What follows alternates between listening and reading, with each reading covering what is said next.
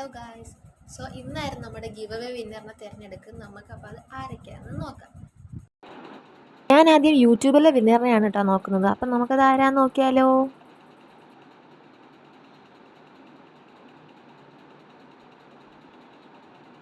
ഒരു മനോജ് ബാബുവാണ് നമ്മളുടെ YouTube winner. അപ്പം കൺഗ്രാറ്റ്സ്. ഇനി നമുക്ക് ഇൻസ്റ്റഗ്രാമിലെ വിന്നറിനെ തിരഞ്ഞെടുക്കാം. വിന്നർ നമ്മൾ ഒന്ന് വെച്ചു, സബ്സ്റ്റിറ്റ്യൂട്ട് നമ്മൾ ഒന്നും തന്നെ കൊടുത്തിട്ടില്ല. അപ്പം നമുക്ക് നോക്കാം.